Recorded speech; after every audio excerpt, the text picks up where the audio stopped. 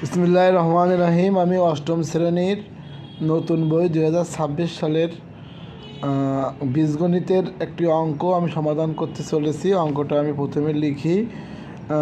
a = 4, b = 6, c = 3 দেওয়া আছে।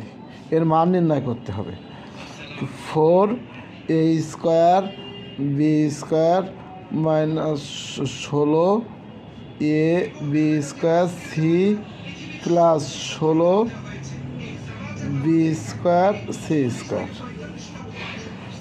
এখন আমরা লক্ষ্য করি, এখানে আমরা সূত্র ফেলানোর চেষ্টা করব। সূত্র a+b² সূত্র অথবা a-b² সূত্র। আমরা দেখতে পাচ্ছি যে 4a² b² = 2ab² আমরা লিখতে পারি। এখানে আমরা জায়গা রেখে দিই +16 b² c²। 16 b² c² মানে কি 4b² c² লিখতে পারি। এখন আমাদের মাঝখানে -2 সূত্রে 2 দিব, এখানে 2ab সূত্রের 2abটা আমরা a হিসেবে লিখব, a, আর b হিসেবে লিখব 4bc।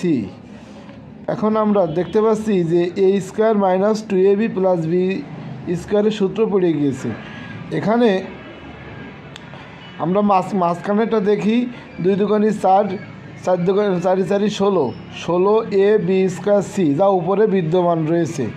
তাহলে আমরা লিখতে পারি a - b² অর্থাৎ a - b²। এখানে আমাদের মান নির্ণয় করতে হবে। মান এখানে দেওয়া রয়েছে কত, 2 লিখলাম, a আছে 4, b আছে 6, 4b6, c = 3 হোল²।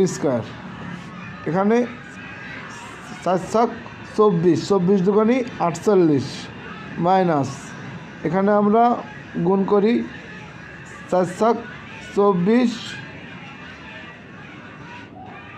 4 × 24, 3 × 24 72, 72 হোল² সমান আমরা এখান থেকে বিয়োগ করলে 24 এর হোল²। এটাই আমাদের কাঙ্ক্ষিত উত্তর। Thank you for watching.